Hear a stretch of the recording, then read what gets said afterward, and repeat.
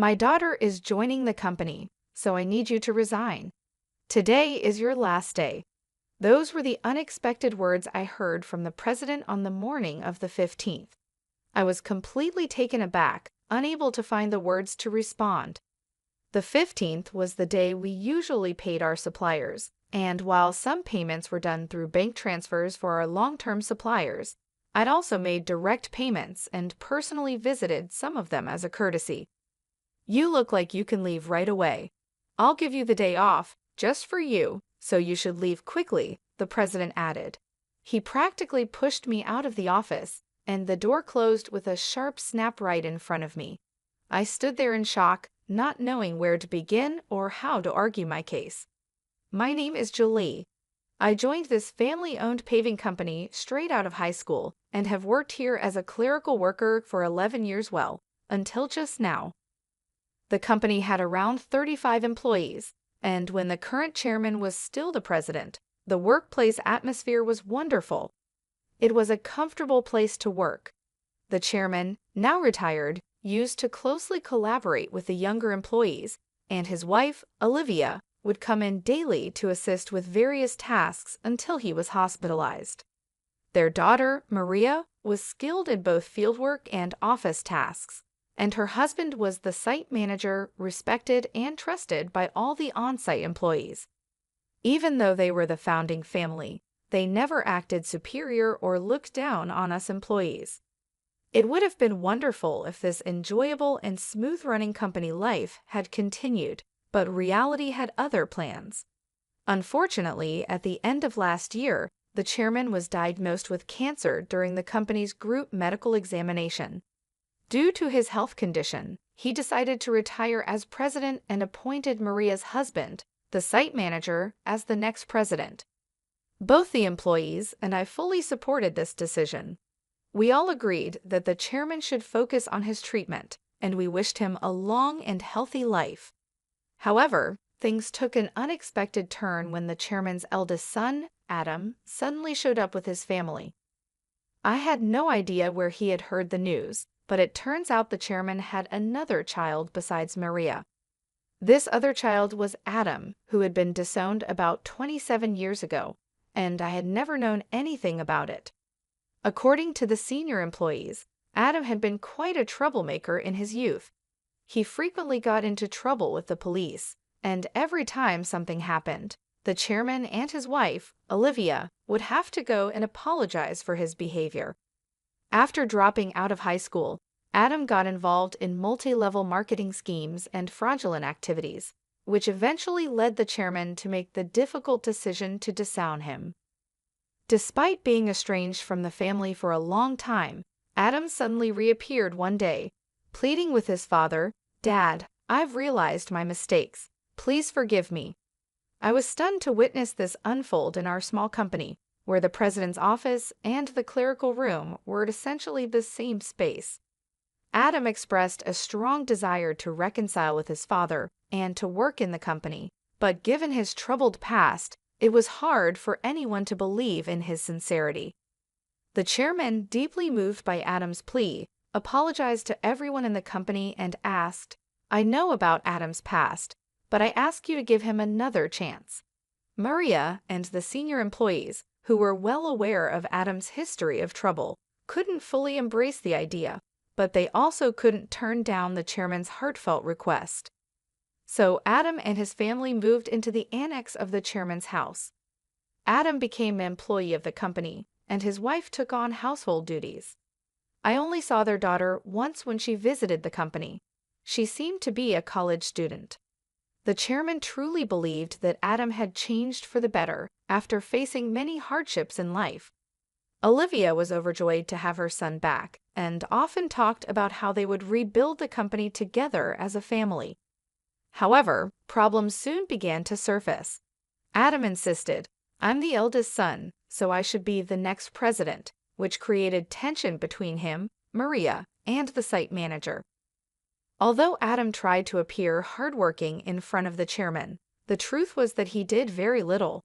He frequently made demeaning remarks like, "Physical labor is for the workers," and "You're all just worker ants. Work silently." Naturally, his attitude made him very unpopular among the employees. Some of the younger workers even went directly to the chairman, saying, "I can't work under these conditions." Despite this, both the chairman and Olivia pleaded with everyone, saying, "We will talk to Adam about this. Please try to see the bigger picture." Unfortunately, due to stress or other reasons, the chairman's cancer suddenly worsened, and he was hospitalized 5 months ago. During this time, Adam made a bold declaration. "I am the president," Adam declared, despite many employees advising the chairman and Olivia to stick with their original plan of appointing the site manager as president. However, in the end, they chose Adam, their biological son, over their daughter's husband. This decision stirred up quite a bit of grumbling among the employees, who felt the chairman and Olivia were either blinded by parental love or losing their sharp judgment as they aged. The once harmonious atmosphere of the company became tense and uncomfortable. Tensions were high, and it was clear that the decision had caused a rift. Maria and the site manager, her husband, began working behind the scenes to keep the company running smoothly. This left me handling all the administrative tasks alone, a job that was once shared among Olivia, Maria, and me. Now, I often found myself working overtime, sometimes leaving so late that the date had already changed by the time I got home. Meanwhile, Adam seemed to have no interest in the responsibilities of running the company. He treated administrative duties as if they were effortless, spending his days at hostess bars, betting on horses, or gambling. My relationship with Adam, the new president, took a serious downturn over an issue with expenses. Adam had been using the company's credit card for personal dining and entertainment, and while I had overlooked it to some extent, this time the expense crossed a line. With apprehension, I handed the receipt back to him. "I can't approve this expense," I told him. "What? Why not?" he demanded. "This is for your wife's corrective underwear. It's not related to business, so it can't be expensed," I explained, trying to remain calm. Adam's face flushed with anger. "Don't challenge me. She's the president's wife. It's natural for her to dress well. This is a valid expense," he insisted. "No, that's not how it works. Your wife's underwear can't be considered a business expense," I stammered, struggling to comprehend how the president could justify a $7,000 expense for his wife's corrective underwear. His next suggestion left me even more bewildered. "Then let's turn selling corrective underwear into our new business venture. We'll categorize it as inventory, so it counts as an expense," Adam said, seeming pleased with his idea. I was at a loss for words. "We're a paving company," I managed to say, trying to make him see reason. "So what? We can threaten clients that if they don't buy from us, we'll cancel their contracts. Everyone will buy It's easy money. $31,000 for $7,000 worth of product." Adam chuckled loudly, but I felt horrified. "That's absolutely unacceptable. It will damage our credibility," I snapped at him in anger. From that moment on, I became the target of the president's disdain. Day after day, I endured constant berating from him. The situation became so difficult that I wasn't sure how much longer I could handle it. I thought about quitting many times, but I kept going. My loyalty to the chairman, who had always supported me, and my concern for the team, who would struggle if I left, were strong reasons to stay. The truth was, I couldn't afford to lose my job suddenly either. So I decided to tough it out until the right moment came for me to move on. But then, out of nowhere, I was fired. If I quit abruptly now, it will cause problems for our clients, I thought to myself. Taking a deep breath, I gathered all my courage and confronted the president. "I can't do this. I can't just leave without proper notice and a handover. Even your daughter wouldn't be able to handle the workload right away. Besides, today is the day we need to handle payments," I said in one breath, fully expecting the president to explode in anger. As expected, the president's face turned red with rage. "Shut up. I told you to resign because my daughter is joining the company. Today is your last day. After the payment, let them wait until they come to collect it. There's no need to pay them upfront, he barked. Excuse me, isn't it normal to pay for something once you buy it? I was shocked and tried to explain it to him calmly, as if I were talking to a child. But the president responded with something so unreasonable that I couldn't believe he was serious. If that's the case, just threaten to switch suppliers. Tell them we won't make the payment this time, so they should give it to us for free. What? That's not something we can do, is it? I was so stunned that I couldn't find the right words to respond. You're completely useless. My daughter has a college degree. She can handle office work easily. As family, she won't question my expenses like you do. You're all talk and no action. We don't need someone like you in our company. Leave now, the president sneered. It was clear that he intended for his daughter to take over the accounting, so he could justify personal expenses as business expenses. Oh, is that so? Just remember, I won't regret this, I replied. I realized that words were useless at this point, and my patience had worn thin. I quickly gathered my belongings and left the company. Feeling sorry for our clients, I called Maria.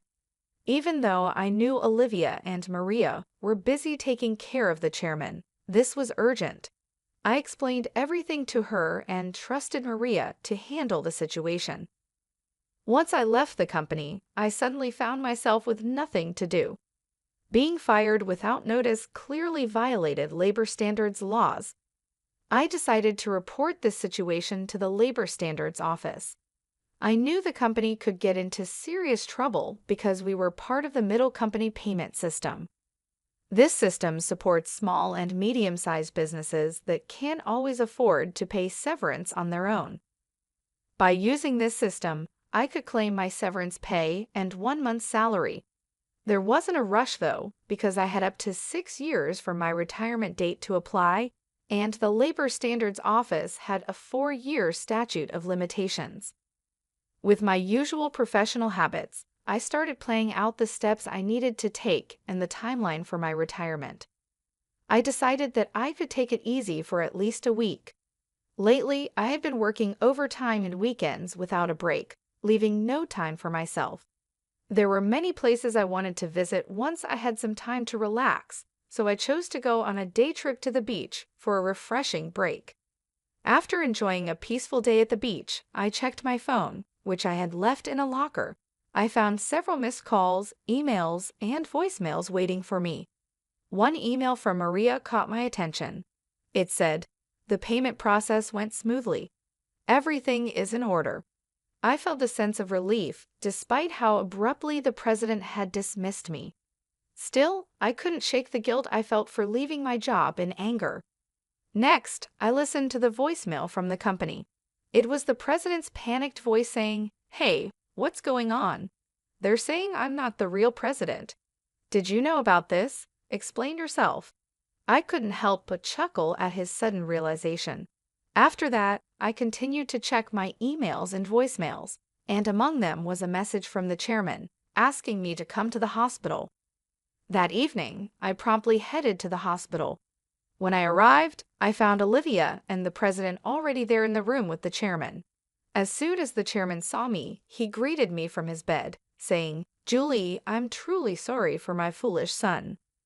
Before I could respond, Adam, the president, arrogantly shouted, "Hey, what's going on? I'm not the official president. Explain yourself." The chairman quickly silenced him with a stern command, "Quiet down." It turned out that right after I had called Maria, she immediately informed the chairman and Olivia about everything that had happened. Upon receiving the news, the chairman had contacted Adam, who had been acting as president, and asked him directly, "Do you really not know anything? So what's the truth?" I calmly explained to Adam, the president, who was still shouting in confusion, "Adam, you didn't have any legal authority. Your role as president was just a title." It might seem confusing, but in business terms, being the president is a position within the company that doesn't hold legal standing like a representative director does. The representative director is the person who is legally responsible for the company's actions externally. It's a more formal role that requires specific legal procedures to change.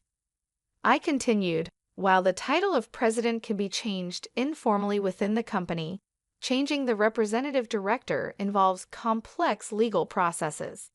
That's why your position didn't carry the legal weight you thought it did.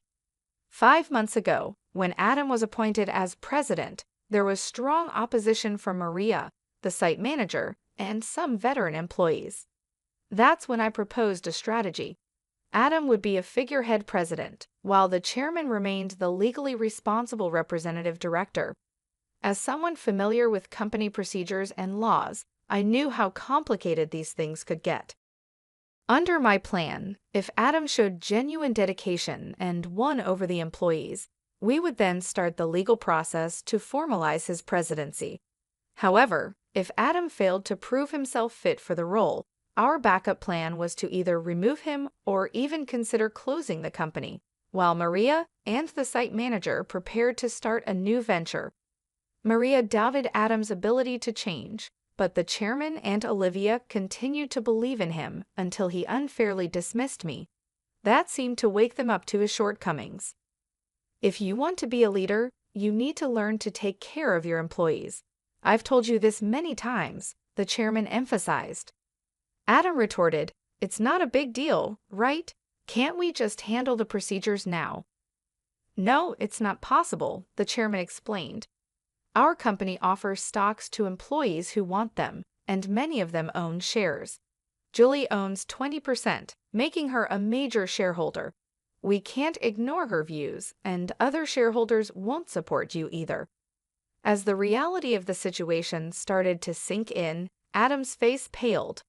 "What? I don't have any shares." "None?" he stammered. "I plan to pass on my shares to you once you proved yourself as president. But I'm deeply disappointed in you. Were you only interested in my wealth, thinking I didn't have much time left?" the chairman said, slumping in despair. Olivia remained silent, visibly upset. Defiantly, Adam responded, "Well, I'm the eldest son. What's wrong with taking what's rightfully mine? The company belongs to me." "I can't forgive you anymore," I said firmly. The chairman bears full responsibility as the representative director of this company. Moreover, as a shareholder, I have the right to call for a shareholders' meeting and propose your removal. I made my stance clear. The president's face drained of color as he realized the seriousness of the situation. "You mean I could be fired?" he stammered. "Adam, you were just a clerk," I replied. "Julie is right. At this point, no one will support you," Olivia interjected, her voice full of concern. She then turned to me, "Julie, I owe you a sincere apology. I regret the trouble caused because of my love for my son. Please tell me what you'd like to do." I confronted the president directly. "Mr. President, I no longer wish to work under your leadership, so I am resigning immediately.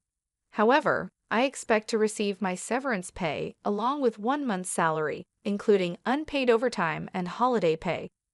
As a shareholder, I will also take action through the Labor Standards Office to remove anyone who is harmful to the company." As I spoke calmly, I noticed the president's complexion shift from pale to completely white. I continued, informing them that Maria had been actively visiting clients and successfully promoting our new company. Many clients had already decided to switch from our current company to the new one, and most of our employees were planning to follow suit. "That's impossible. I'll sue you," the president threatened, his voice cracking with desperation. But before he could say anything more, the chairman intervened firmly, cutting him off. "I am the representative director. You have no such authority," the chairman declared firmly. The president collapsed to his knees, and I felt a mix of emotions: regret, disappointment, and a strange sense of closure. "Mr. President, it's unfortunate that things had to end this way. If you had changed your approach when you returned, things might have turned out differently. There were plenty of opportunities for understanding if you had made an effort to learn and adapt," I said, trying to convey the missed chances. Ultimately, it was the president who squandered those opportunities, a classic case of reaping what you sow. In the aftermath, the chairman made the difficult decision to shut down the company, leaving Adam unemployed. The president's wife tried to sell the corrective underwear, but her efforts didn't succeed. They faced legal issues due to their aggressive sales tactics and were eventually arrested for their involvement in a pyramid scheme. When Maria returned to her parents' home, she found boxes of unsold underwear left behind. As for their daughter, she found employment elsewhere, although I'm not sure where exactly. As for me, I'm now happily working at the new company started by Maria and the site manager.